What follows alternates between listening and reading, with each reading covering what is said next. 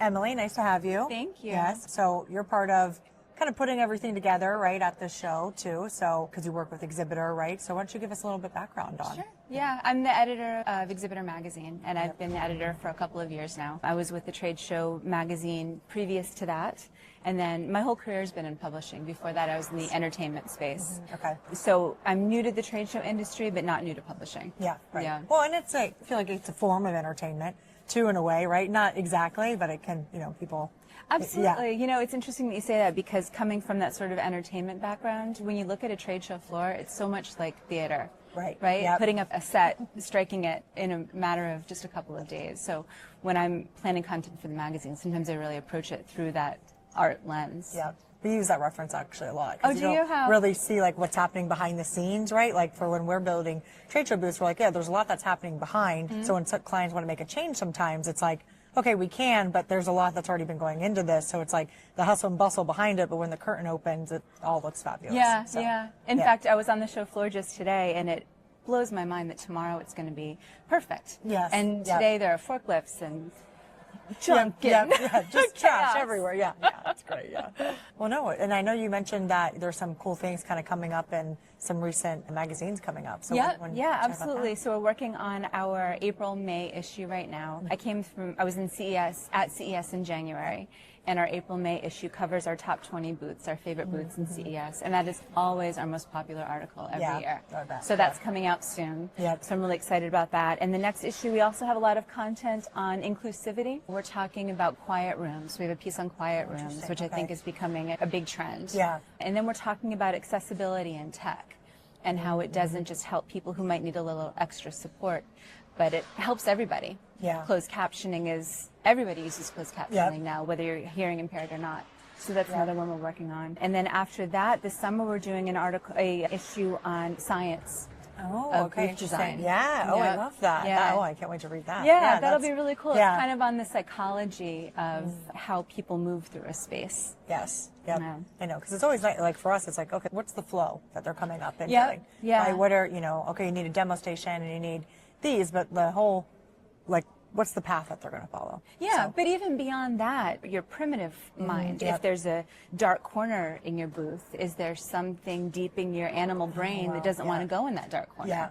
Yeah. So how do you deal with that? Do you put light in it, or are you speaking to a certain member of your audience who maybe likes that intrigue? Yeah, Or maybe right. wants to find the bear? Yeah, right. Who wants? Yeah. Like the risk, a little bit of risk. Yeah, yeah. yeah, That's exactly. great. Well, okay. So you said quiet rooms. So what? Yes. Can you go into a little bit about that? What are they? What do you feel like they're popular and coming about? Yeah, absolutely. A lot of convention centers are building them now. It's really to speak to a neurodivergent audience. Yep. Or introvert, or, I think when we're talking about inclusivity, it's really expanding beyond traditional areas of inclusivity. Yeah. And we're talking about neurodivergency is becoming, people are talking about that a lot more. Yeah. So these quiet rooms are just spaces where people can just chill, get away from the chaos of a show floor. You might have things like puzzles, quiet activities, opportunities to draw, and just kind of collect yourself before you go back to the hubbub of the show floor. Oh, nice. I love that. Yeah. 'Cause I do feel like, like sometimes I just go to skip to my room really quick.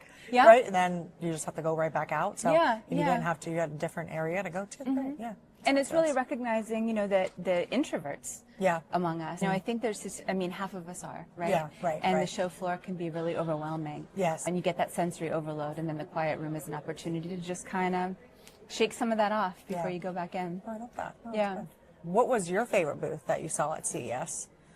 Oh, man, I don't want to show my cards because we're not ready to announce our top you're right, 20 yet. Or maybe just around, maybe like an idea or something that you saw, Yeah. or just maybe trends. Oh, yeah. What are you looking for to rank them? Oh, Yes, see, that's okay. interesting. We look at a lot of different things when we're judging our favorite booths. We look at things like wayfinding. How easy is it to get through the booth? We're looking at use of trends, use of technology, interactive engagement, storytelling, and then, of course, just the overall impact. And one of the things that I like about CES is that, again, if you're talking about art, technology is really used as art. There are a lot of places. You have kinetic walls, you have light shows. It really does feel a lot like art when you're on that show floor. Yeah, that's great. And then you talked about, what was it about technology that's also coming up in the April, May? Oh, we're talking about accessibility in Yes. tech. Okay. Yeah. So what does that mean, or what are you guys gearing towards for that? Yeah, it's things beyond ADA compliance. Okay. You know, so we know Yep. you have to have room in a booth for a wheelchair to move Yes. around. We know that if you have content on a double decker, you have to have the same content below. But this is things like if you have a screen, can everybody reach the screen? Can it be customizable? If there is flashing in the screen, can you turn that off? Yeah. Things like that. Yeah, okay, that's really good. What do you? So you said you've been editor for a couple of years. So what do you feel like has like changed in the past couple of years, like trends or not trends? Because we just talked about that, but just like thoughts or what people want to know, what people are more interested in. Have you seen any change or any recent in for like next year or anything like that you guys feel like you have to pivot to kind of meet demand? Well, I mean, there are certain things that exhibitors always want to hear about. They want us to support them in talking about ROI. That's something big. Yep. Sustainability, of course, is huge right now. Yep. Everybody wants to think of different ways to contribute to that aspect. But, that's not new. That's been around for a while, but it's becoming very important now. But even sustainability for us too, we have to give out like reports to some of our clients so they can go back to their stakeholders showing that. And, I know like some flooring companies have started to recycle their flooring. If you send it back to recycle it. I know graphics is trying to be a big push about how can we do graphics, right? Because, those are kind of a big investment that people make, and then what happens to it. So, Absolutely. Yeah, sustainability is huge. In fact, just this year, we run the Stand Design Awards for Integrated Systems Europe in Barcelona. Oh, that's awesome. We've done that for several years, but this was the first year we did a sustainability recognition. Oh, okay. And we did it with the Better Stands Initiative, where they have a certain set of standards, and they look at booths from concept to build to breakdown, and make sure that they're using sustainable practices through that whole process. Oh, that's awesome. Yeah. And so we did a recognition of that this year at that show, and that was really fun. That is fun. Yeah, that's different to see even the dismantle too, because you don't really ever think of that. Even the too, dismantle, making sure. because if are sustainable through your design and build, but then you go burn your booth in the parking lot. right. Throw it in the dumpster and light the fire. Yeah, exactly. Yeah. Oh, that's great. Yeah. What is your favorite part about being an editor? Oh gosh, I love publishing so much. I love working with writers. I like the content creation. A magazine is a piece of art. Yep. It's a storytelling journey from beginning to end, and you have to really think about different ways that readers look at magazines, because not everybody's going to read them from beginning to end. Right.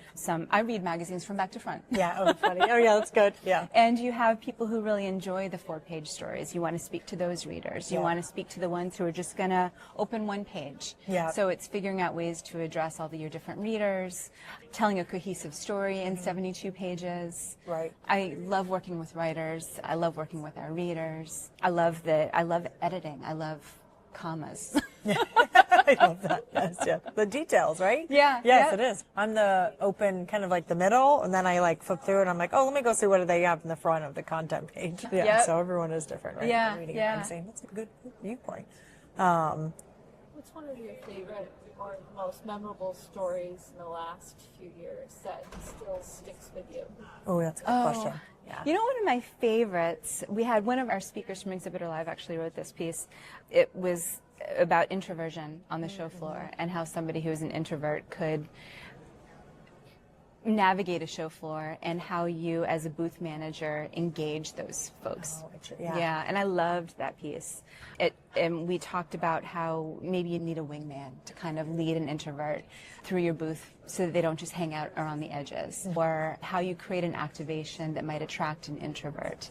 An introvert might not want to be on a green screen dancing and taking selfies, but maybe they would. I've seen paint by numbers in a booth.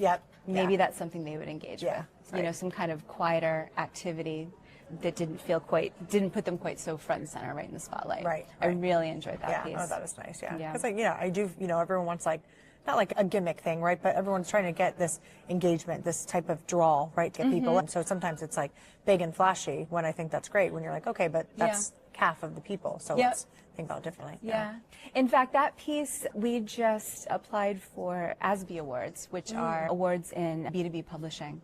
And that one is currently a finalist. Oh, wow. Awards. That's exciting. Yeah. When we have did you find out? We'll find out next month. Next month, okay. But we have six of our stories are finalists in the that's ASBE awesome. Awards. That It's is. thrilling. That's I'm very excited exciting. about That's that. good. Well, because then you were also talking about, you guys are coming up, I think, next month or June, July, maybe. about inclusion. Is that what you were saying? Our April, May has a lot of Okay. articles about inclusion. Yep. And then our June, July issue is going to have articles about the science of design. Okay, I see. Yeah. Nice. Yeah. And we're talking about things like line management. Yeah. Right? Oh, right. How do you make people have fun when they're waiting in line? You know, Yeah. you think about Disney. Yep. You know, you're in line for 4 hours, but how do you make it fun? Yeah. Right. Yeah. What can you do? Yeah. That's good. We have a booth that we're designing right now that actually has like, it's like an experience room you kind of like walk through. Oh, So they have this interesting. line, and so they're trying to think about different ways, like, okay, do we put the swag there? Like, Yep. yeah, So little. people don't feel like they're just wasting their time sitting around. Yeah. So, oh, that's good. Starting out, even if it's like publishing, event marketing, whatever it is, Yeah. what would you give advice to like the younger generation or people starting to come into this industry or publishing, whichever? Oh, gosh. Into publishing, you really need passion. It's a labor Mm-hmm. of love, for sure. Absolutely. And event marketing, you know, it's interesting. So often I talk to people who just sort of fell into it Yeah. and fell in love with it. Now, I know when I first started in this industry, people said it to me, you know, if you last 6 months, you're going to be in You're it stuck. forever. Yeah. And that Yeah. really seems to be the case, that Yeah. people just kind of fall into it. What I do think is exciting is that the industry really seems to be trying to speak to younger generations now and saying, hey, this is a viable career Yep. that you can pursue from day one, rather than people, you know, falling into it or having someone just say, oh, we got to do a trade show. You know, this is Right. your job now. Yeah, no, I agree, because I fell into it too. Oh, did Like you? about like 8 years ago, yeah. And then Yep. I knew somebody that did this and like Yeah. set up their own booth, and I was like, oh, that's so cool. Yeah. And then I found, you know, where I'm at now, Rockway, and Yep. it was just, now I'm like, 8.5 years later. I'm 8 like, years, okay. you passed the 6 Yeah, month I mark. did. So yeah, Now you're a lifer. Yeah. But yeah, and I think a lot of people, like there are, you know, just core, you know, instead of just passing it to someone on random team that has never had this experience, like training these people. You said ROI earlier. A lot of people ask about that because, you know, we want to make sure the investment that, you know, all these companies are putting in a ton of money. Yeah. So they want to make sure, you know, you're getting the bang for your buck essentially. And Yeah. so how do you track more data? How do you really ensure and track this down to that these trade shows are, you know, a success? Yeah. So. And I think that's why events like this are so important, because Yep. so often people who do this job are a department of one. And so right. you come here and you can share common pain points and share resources that you can't necessarily do at the water cooler at work. Yeah, right, You know? right, yes, yeah. Because then they get to meet other people. They're doing their job, and you get to, you know, really kind of hear from them, like, Yep. oh, and then maybe apply that back. And yeah, I think it's a great Yeah. networking area. Yeah, I So, do too. Yeah. And then how many have you been? How many? Is this your third Exhibitor Live then? My third Exhibitor Live with Exhibitor. With Exhibitor? Yes, yeah. Nice. But I attended a couple of them before I was part Okay, of the before you were company. yeah, so. Yeah. Okay.